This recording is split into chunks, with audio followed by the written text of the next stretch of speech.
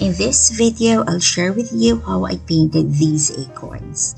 This is part 3 of my Autumn 2023 series in which I painted the pumpkin, pine cones, acorns, and the background. I started painting the acorn on the left with tea consistency with a mix of burnt umber and scarlet. Painting something with shapes like this or curves is quite challenging at first because it can look flat when you paint it plainly and do not follow the shape. As I paint, I look at the reference photo to see where are the curves, dark areas, and the highlights. The reference photo is my guide when I paint. I do not just paint, but I'll draw as I paint. And you'll see that more later as I add details on the acorns. I zoom in so you can see closely how I painted these. I also use a silver black velvet round size 2 brush for these acorns.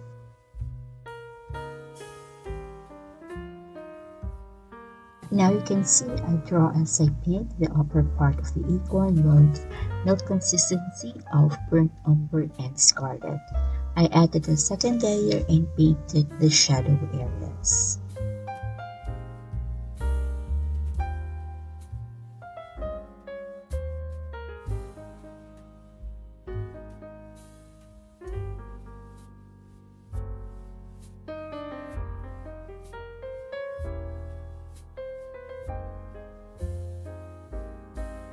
I added a saturated color mix of burnt umber and scarlet as a glaze on the second layer.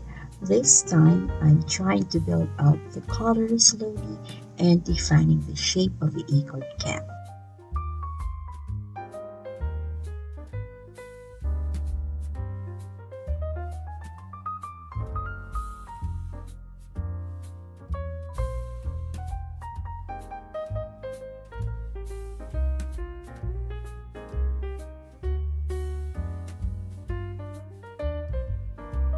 I painted some areas with lighter value, especially those spots that need lighter in color because those show where the highlights are, and I continued painting following the shape of the acorn.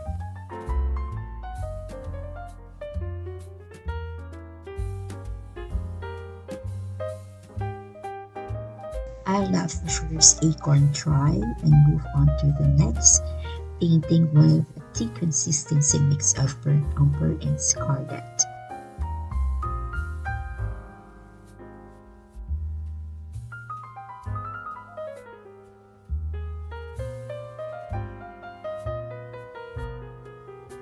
I painted the stem of the cap first, following the shape of the acorn to show the roundness.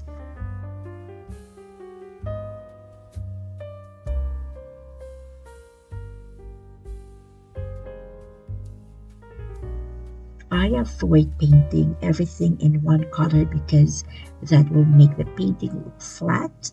As much as possible, I make my paintings look three-dimensional, which can easily capture the eyes.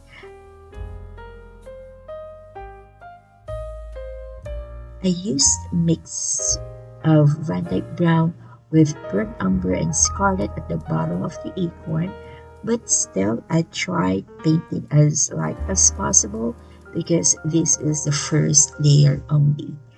I just added another layer of darker color and continued painting the second layer of the cap of this acorn.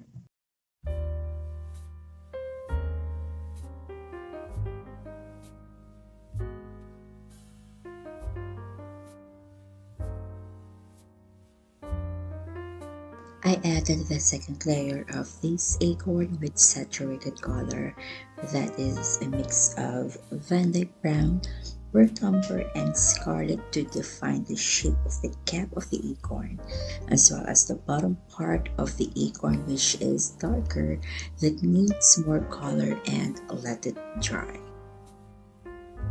Then I moved to the 3 acorns on the right and started with the one on the left with the same color mix because I still had some paint left on my brush. One of the reasons I like using this silver black velvet brush is because it can hold a lot of water and paint. I painted slowly and added a bit of water to lighten the value as shown in the reference photo. The sides of this acorn are dark and the middle part is light.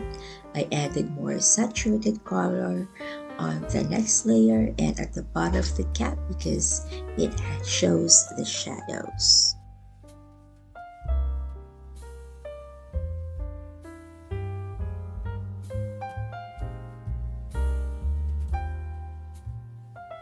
In this acorn, I drew as I painted with thin lines following the shape to show the roundness of the acorn with a lighter value of the same color and added more saturated color while it's wet. I'm using 100% cotton paper which is great for painting and helps with the texture of each element.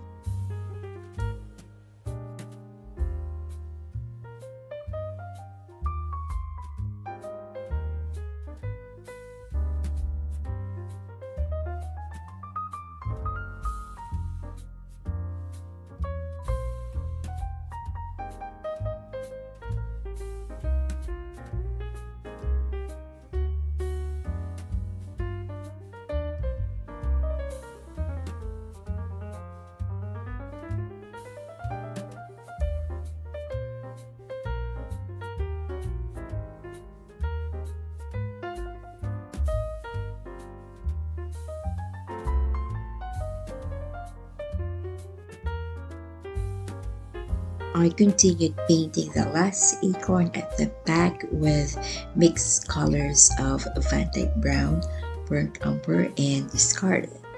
This is the darkest acorn because this is at the back.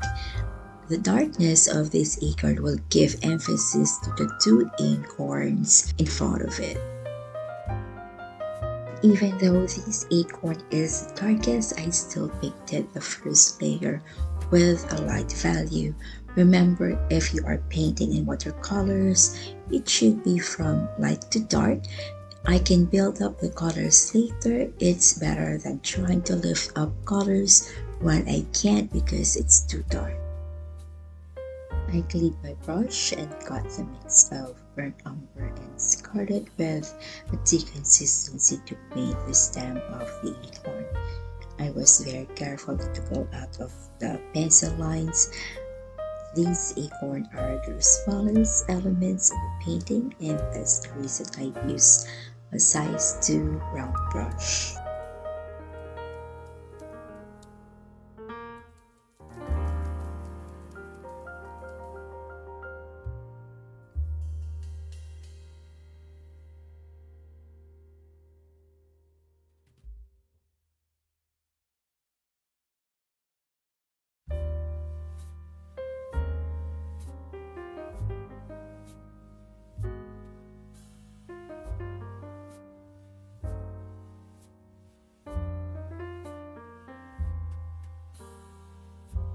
I'm at the last acorn, painting the first layer with the same color mixture.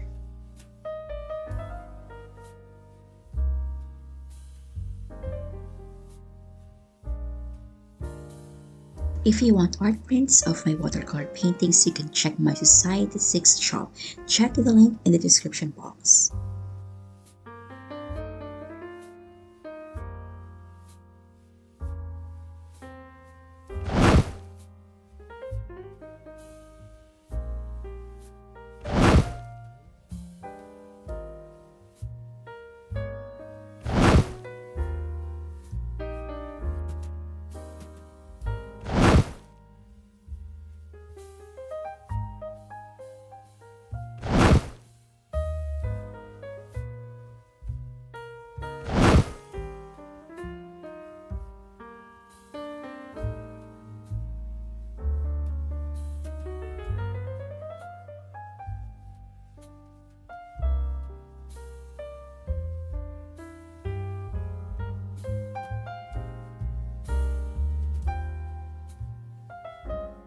I went back to the first acorn with saturated color and added more emphasis to the shape of the acorn with a new consistency of burnt umber and scarlet.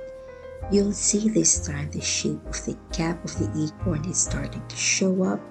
I also added saturated color to bottom with milk consistency of Van Dyke brown, burnt umber, and scarlet.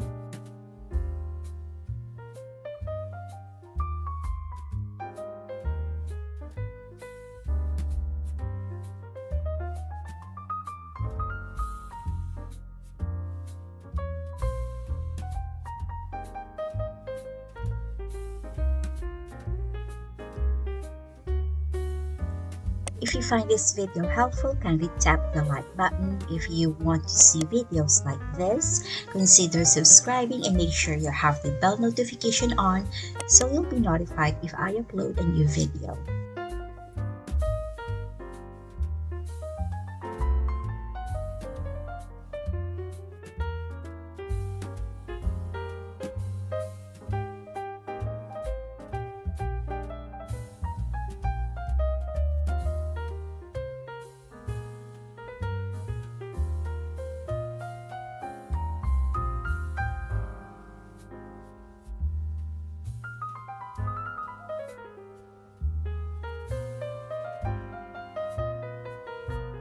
I also added another layer at the bottom. As you can see, I didn't paint the entire bottom with a saturated color, just half of it, because I was following the reference photo and painted the dark areas only. I left the other half with the first layer to show there is a highlighted area.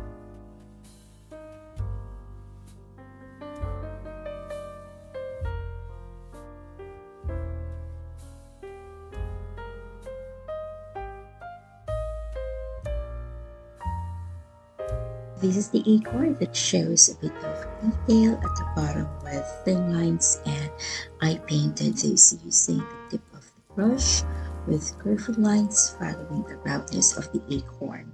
I also added more color near the cap to show the shadow area.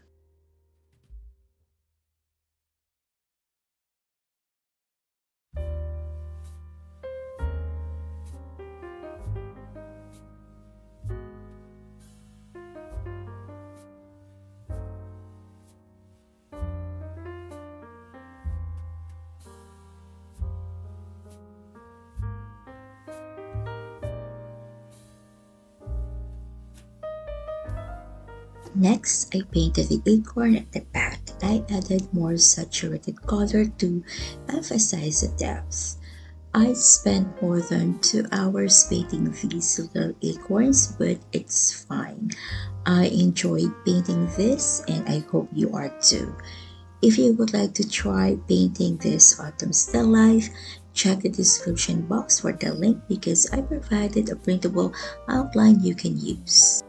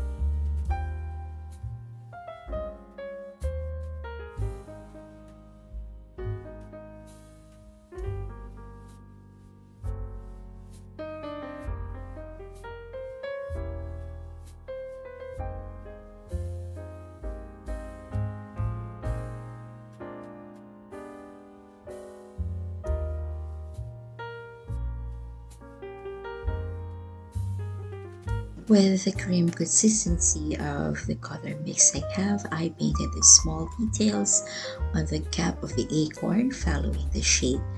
I'm almost done with this painting, so it's time to add the details on each acorn.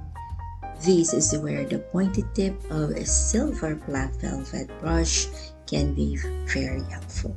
If you don't have a brush with a pointed tip, but you have a small brush, that will work too.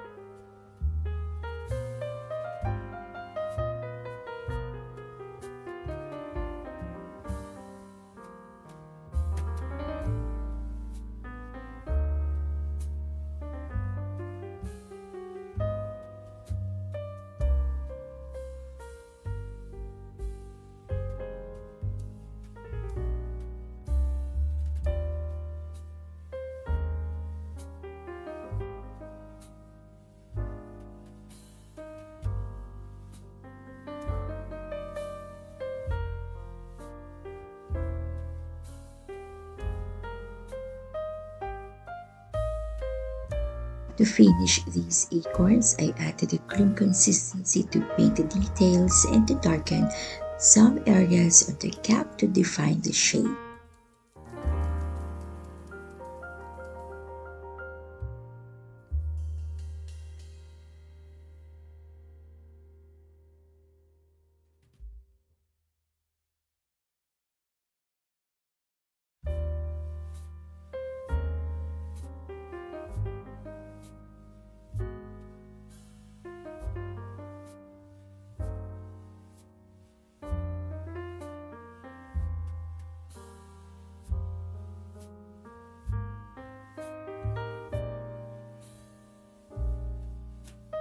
I hope you find this tutorial helpful, and if you haven't seen the first two parts, the pumpkin and the pine cones, you could watch these next videos.